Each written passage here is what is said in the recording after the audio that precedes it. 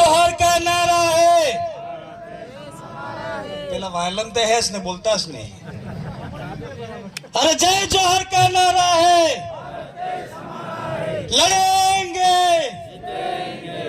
एक तीर एक कमान। आप सबकी जय। मैं अपील करके निकल जाऊंगा आगे कार्यक्रम में, माफी चाहूंगा। हम 2 कार्यक्रम अटेंड करके आ रहे हैं।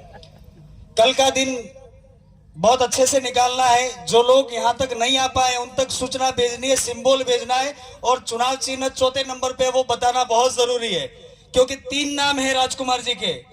उस बैलेट पेपर पे 3 नाम लिखे हुए हैं, तो कंफ्यूजन नहीं करना है। 4थे नंबर पे अपना नाम है, उस नंबर पे बटन दबा करके दिल्ली में आप सबकी आवाज बुलंद करने के लिए, आपके आने वाले बच्चों के अधिकार की आवाज बुलंद करने के लिए राजकुमार जी को हमको 26 तारीख को भारी मात्रा में बहुमत देकर के 4 तारीख को हम जिता करके दिल्ली भेजना चाह रहे हैं, आपकी और हमारी मदद से।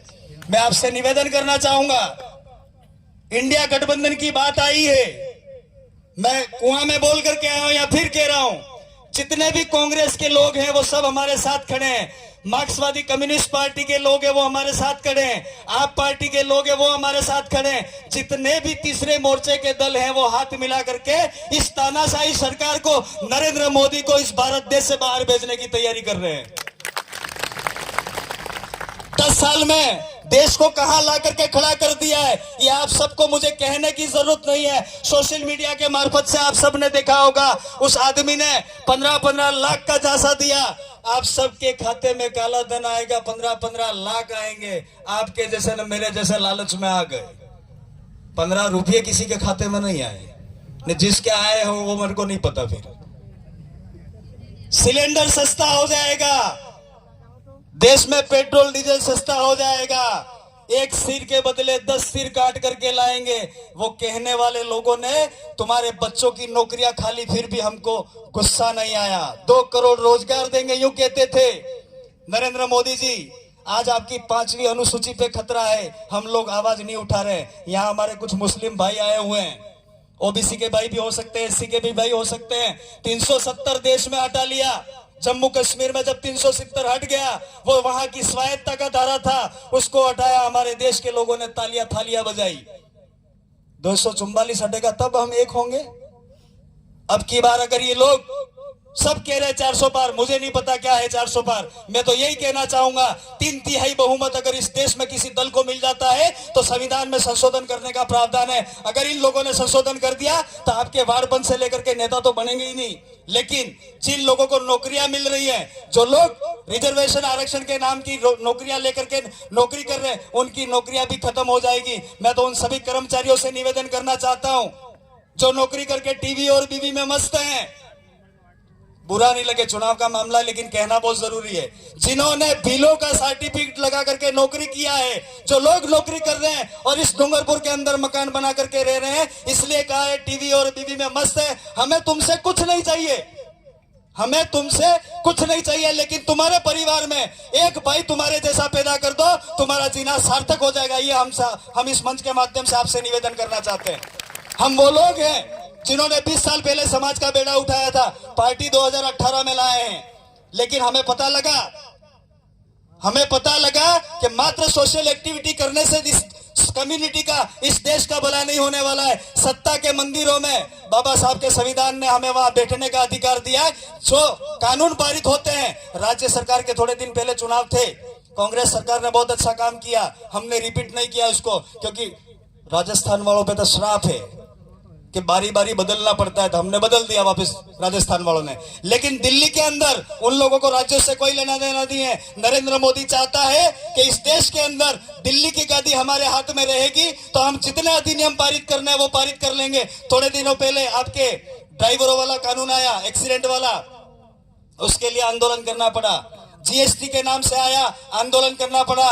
नोटबंदी हुई, सबने तालियां थालियां और दिए जलाए। वो देखना चाहता है आप सबको। नरेंद्र मोदी एक चीज एक्सपेरिमेंट बहुत अच्छे से करता है, वो ये देखना चाहता है कि इस देश में बेवकूफ लोग कितने हैं, कितने लोग दिए जला रहे हैं, कितने लोग थालियां बजा रहे हैं, कितने लोग तालियां बजा रहे हैं।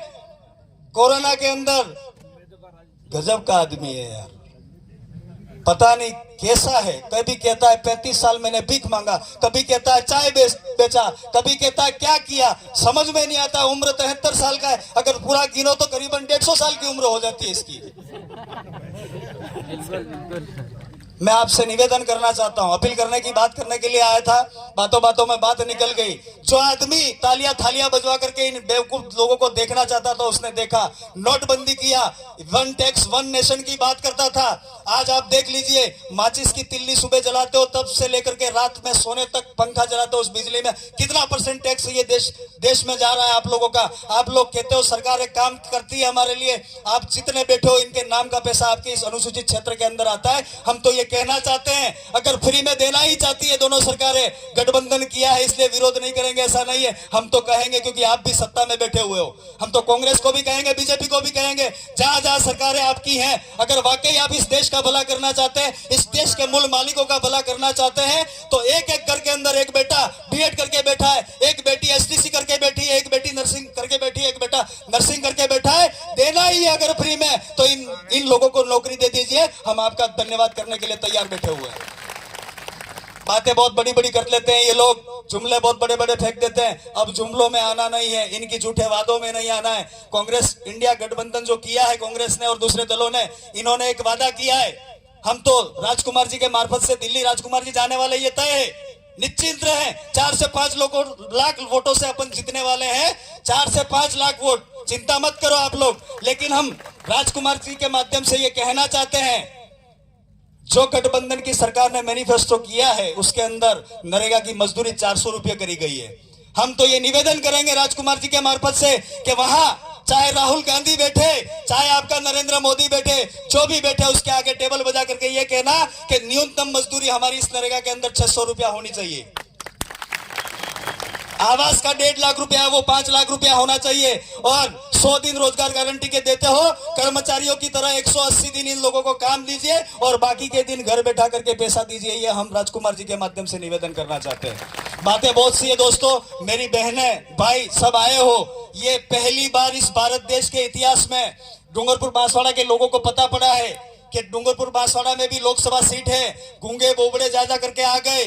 5 साल पहले मानशंकर जी नीनामा, 5 साल बाद कनकमल जी कटारा। लोग जानते ही नहीं है, देश के अमेंडमेंट के अंदर जहां इंप्लीमेंट होते हैं वहां ये साइन करके चले आते हैं, समोसे खा के चले आते हैं। मैं तो आपकी बार ये उम्मीद करता हूं आपके बच्चों की आवाज दिल्ली में जाएगी और पूरे भारत देश में ताबड़तोड़ गूंजेगी। इन्हीं बातों को कहते हुए आप सबको धन्यवाद। खुश रहना, आबाद रहना, अपनों बच्चों के लिए जीना। जब तक आपके अंदर खून का एक एक कतरा बचा है, अपनी कम्युनिटी के लिए देना, तो आने वाले समय में आपके बच्चे अगरबत्ती करेंगे, वरना नहीं करेंगे। धन्यवाद। जय जोहार, जय आदिवासी, जय भील प्रदेश।